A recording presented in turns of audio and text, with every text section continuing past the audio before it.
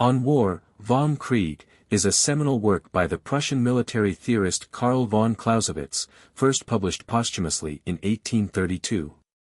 It is considered one of the most influential books on military strategy and theory. The work delves deeply into the nature, philosophy, and practice of warfare, and Clausewitz's insights have influenced military thought for generations. Here's a detailed summary of the key themes and concepts from On War. 1. War as an extension of politics. One of Clausewitz's most famous assertions is that war is merely the continuation of policy by other means. This means that war is not an isolated or autonomous event but a tool used by political leaders to achieve political goals. The decision to go to war is ultimately driven by political objectives, and the conduct of war should always be seen in that context. War, for Clausewitz, is a means to an end, not an end in itself. Political goal, the political goal is the reason for going to war. It could be territorial expansion, securing resources, maintaining security, or achieving a diplomatic objective. War as a means, while war is one way to achieve these political goals, it is not the only way. The escalation of violence, its scale, and the decision to use military force depend entirely on the political aims. 2. The nature of war. Clausewitz emphasizes that war is inherently unpredictable, chaotic, and fluid. There are no fixed patterns, and its outcomes are influenced by numerous variables, including the skill of commanders, morale, terrain, and luck. He introduces the concept of the fog of war, der Kriegsnebel, the uncertainty and confusion that leaders and soldiers face in combat. Friction, war, in Clausewitz's view, is full of friction. Even the best-laid plans can go awry due to unexpected events and unpredictable human behavior.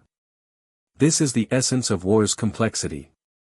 The fog of war, the uncertainty and confusion that pervade the battlefield are due to incomplete or unclear information. Clausewitz stresses that this uncertainty makes strategic decision-making especially difficult. 3. The Trinity, passion, chance, and reason. Clausewitz introduces the concept of a trinity of forces that govern war. Passion, the emotions and motivations of the people, such as hatred, fear, and enthusiasm, which can drive a nation to war. Chance, the unpredictability of battle and the inherent uncertainty in military operations. This element relates to the fog of war and the randomness of events on the battlefield. Reason, the rational, strategic side of war, which involves the intellect and planning of leaders, commanders, and political authorities who aim to control the chaos of war and direct it toward the achievement of political objectives.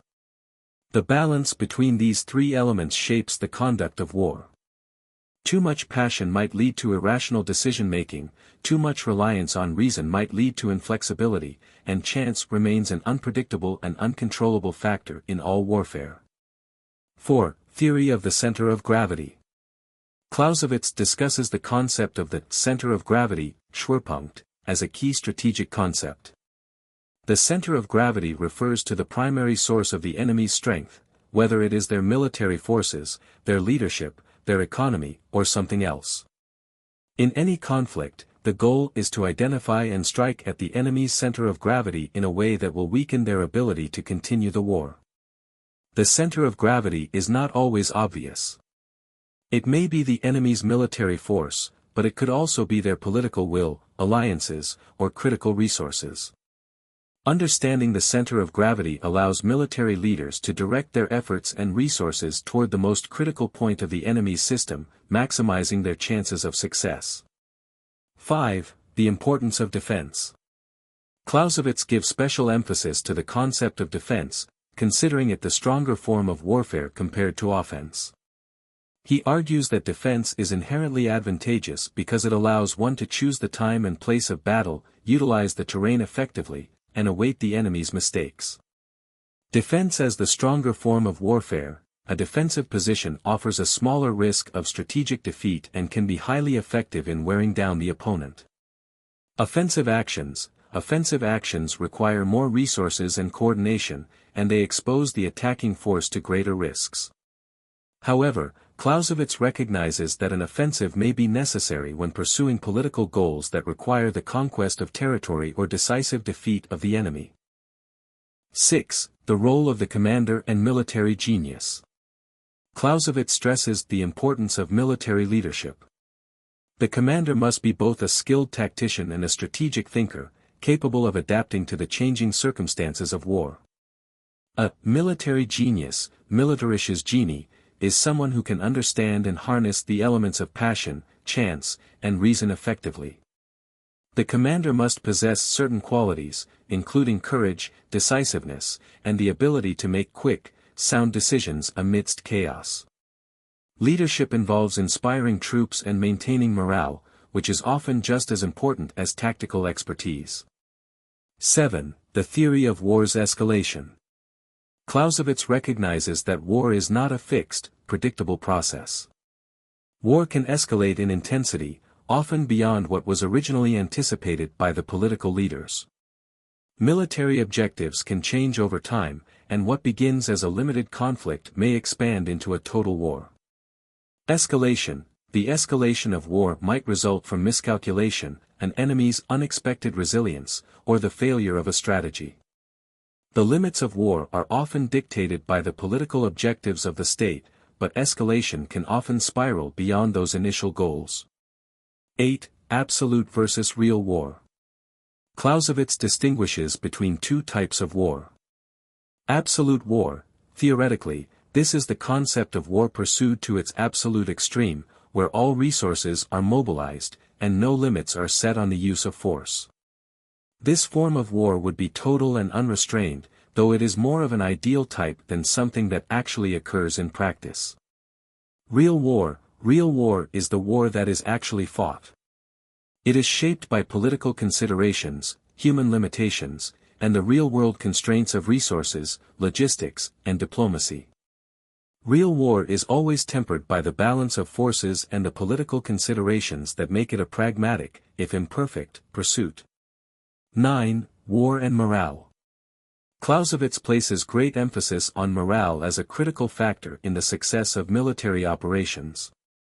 The morale of both the military forces and the population has a profound impact on the outcome of the war. The enemy's will to fight is just as important as their physical strength. Commanders must consider the psychological state of their own forces and that of the enemy to devise strategies that can either sustain their own morale or undermine the enemy's will to fight. 10. Total war and limited war. Clausewitz acknowledges that wars can range from limited conflicts, aimed at specific political goals with limited means, to total wars, where the goal is the complete destruction of the enemy. The nature of the war depends on the objectives set by political leaders and the extent to which they are willing to mobilize resources and take risks. Conclusion. On War is a complex and multifaceted analysis of warfare, emphasizing its political nature, unpredictability, and psychological dimensions. Clausewitz's work serves as a guide for understanding the realities of conflict, providing insights into military strategy, tactics, and the interplay between politics and war. His concepts of war as an extension of politics, the trinity of passion, chance, and reason, and the importance of the center of gravity in defense remain central to military thought today. While On War is primarily focused on the military theory of the 19th century, its ideas remain relevant to modern warfare, particularly in understanding the human and strategic factors that drive conflicts.